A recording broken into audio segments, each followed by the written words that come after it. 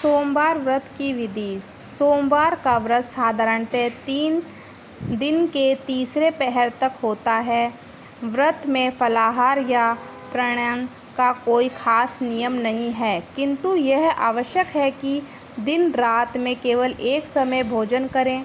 सोमवार के व्रत में शिवजी पार्वती जी का पूजन करना चाहिए। सोमवार के व्रत 3 प्रकार के हैं: साधारण सोमवार, सौम्य प्रदोष और 16 सोमवार। विधि तीनों की एक जैसी है। शिव पूजन के पश्चात कथा सुननी चाहिए। व्रत कथा, प्रदोष व्रत कथा तथा 16 सोमवार व्रत कथा तीनों अलग अलग हैं। आज हम साधारण सोमवार व्रत की कथा सुनेंगे। एक नगर में बहुत धनवान साहूकार रहता था। उसके घर में धन की कमी नहीं थी, परंतु वह बहुत दुखी था क्योंकि उसके कोई पुत्र नहीं था। वह इसी चिंता में दिन रात दुखी रहता था। पुत्र की कामना के लिए वह प्रत्येक सोमवार शिवजी का व्रत और पूजन किया करता था तथा सायंकाल मंदिर जाकर शिवजी के सामने दीपक जलाया करता था। उसके इस भक्ति भाव को देखकर एक समय माता पार्वती ने शिवजी महाराज से कहा, महाराज, यह साहूकार आपका अनन्य भक्त है, सदैव आपका व्रत और पूजन बड़ी श्रद्धा से करता है। आपको इसकी मनोकामना पूर्ण करनी चाहिए। शिवजी ने कहा, हे पार्वती, यह संसार कर्म क्षेत्र है। किसान खेत में जैसा बीज बोता है वैसे ही फसल काटता है। उसी तरह मनुष्य इस संसार में जैसे कर्म करते हैं वैसे ही फल भोगते हैं।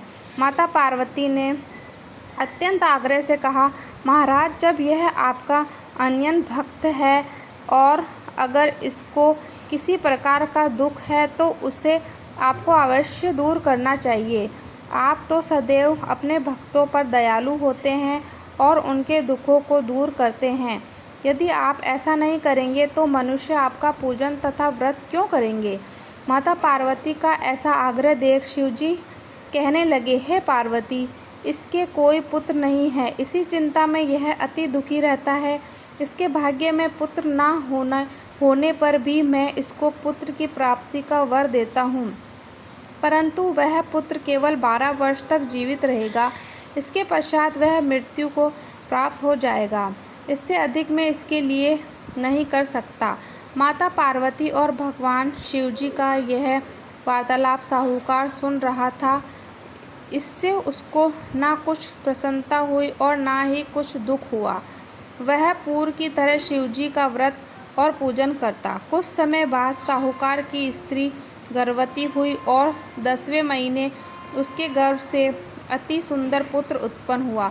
साहूकार के घर में बहुत खुशी मनाई गई, परंतु साहूकार तो यह जानता था कि उसकी केवल 12 वर्ष की आयु है, इसलिए उसे अधिक प्रसन्नता प्रकट नहीं की और ना ही किसी को यह भेद बताया। जब वह बालक 11 वर्ष का हो गया तो बालक की माता ने उसके पिता से उसका विवाह करने के लिए कहा। साहूकार ने कहा, अभी मैं इसका विवाह नहीं करूँगा, मैं अपने पुत्र को काशी पढ़ने के लिए भेजूँगा। साहूकार ने बालक के मामा को बुलाकर उसको बहुत सा धन देकर कहा, तुम इस बालक को काशी पढ़ने के लिए ले जाओ और रास्ते में जिस स्थान पर भी जाओ यज्ञ तथा ब्राह्मणों को भोजन कराते तथा दक्षिणा देते हुए जाना। दोनों मामा भांजे यज्ञ करते और ब्राह्मणों को भोजन कराते तथा दक्षिणा देते काशी की ओर चल पड़े।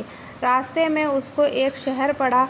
उस शहर के राजा की कन्या का विवाह था, परंतु जो राजकुमार विवाह करने के लिए आया था वह एक आँख के काना था। उसके पिता को इस बात की बड़ी चिंता थी कि कहीं राजकुमार को देख राजकुमारी तथा उसके माता पिता विवाह में किसी प्रकार की अड़चन पैदा ना कर दे।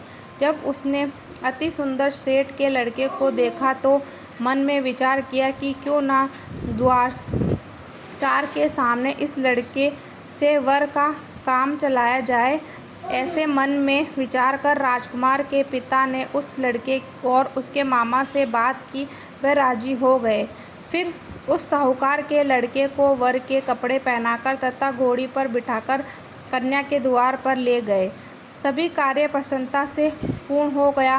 राजकुमार के पिता ने सोचा कि यदि विवाह कार्य भी इसी लड़के से करा लिया जाए तो क्या बुराई है। ऐसा विचार करके लड़के और उसके मामा से कहा, यदि आप फेरे और कन्यादान के काम को भी करा दे तो आपकी बड़ी कृपा होगी।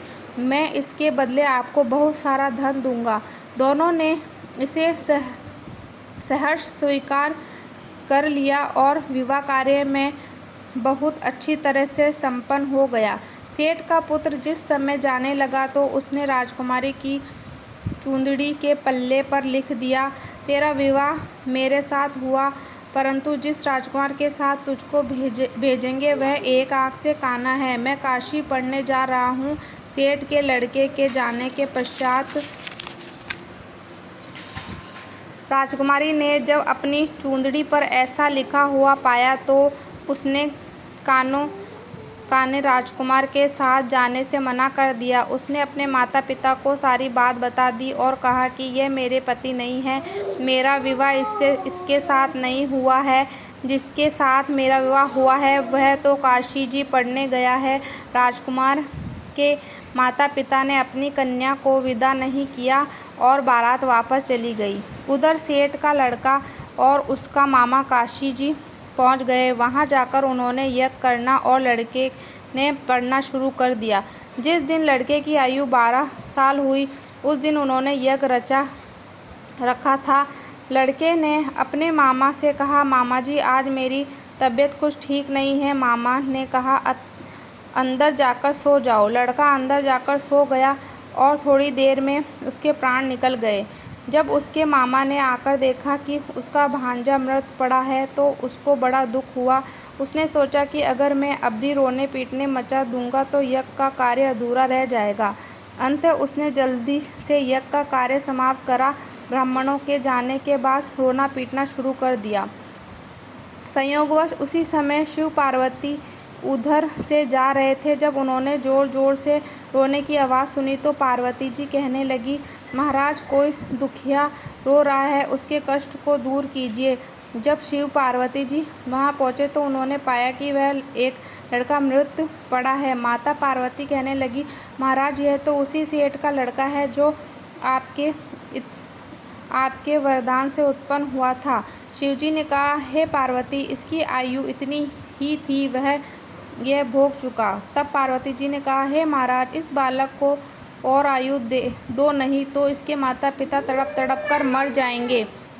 माता पार्वती के बार बार आग्रह करने पर शिवजी ने उसको जीवन का वरदान दिया। शिवजी की कृपा से वह लड़का जीवित हो गया। शिवजी और पार्वती कैलाश पर्वत को चल गए। शिक्षा पूर्ण होने पर वह लड़का और उसका मामा उसी प्रकार यज्ञ करते, ब्राह्मणों को भोजन करते तथा दक्षिणा देते अपने घर की ओर चल पड़े। रास्ते में उसी शहर में आए जहां उस लड़की का वहां राजकुमारी के साथ विवाह हुआ। वहां आकर उन्होंने यज्ञ आरंभ कर दिया। उस लड़के के ससुर वहां के राजा ने उसको पहचान लिया और महल में ले जाकर उसकी बहुत आवभगत की। बहुत से दास दासियों सहित आदरपूर्ण अपनी राजकुमारी और जमाई को विदा किया। जब वे अपने शहर के निकट आए तो माता ने कहा कि मैं पहले तुम्हारे घर जाकर तुम्हारे माता पिता को खबर कर आता हूँ। जब उस लड़के के मामा घर पहुँचा तो लड़के के माता पिता घर की छत पर बैठे थे। उन्होंने यह प्रण कर रखा था कि यदि हमारा पुत्र सकुशल लौट आएगा तो हम राजी खुशी नीचे आ जाएंगे, नहीं तो छत से गिरकर अपने प्राण दे देंगे। उस लड़के के मामा ने आकर जब यह समाचार दिया कि आपका पुत्र आ गया है तब उनको विश्वास नहीं हुआ। तब उसने मामा ने शपथ पूर्वक कहा कि आपका पुत्र अपनी पत्नी तथा बहुत सारा धन साथ लेकर आया है। तो सेठ प्रसन्नता से भर उठा। सेठ सेठानी आनंद पूर्वक नीचे आए। बाहर आकर उन्होंने अपने पुत्र तथा उसकी पत्नी का भरपूर स्वागत किया। सभी बड़ी प्रसन्नता के साथ रहने लगे। जो कोई सोमवार के व्रत को धारण करता है अथवा इस कथा को पढ़ता या सुनाता है, उसके सब दुख दूर होकर उसकी समस्त मनोकामनाएं पूर्ण होती है तथा इस लोक में नाना प्रकार के सुख भोगकर अनंत में सदा शिव के लोक को प्राप्त होते हैं। बोलो शिव जी भगवान की जय।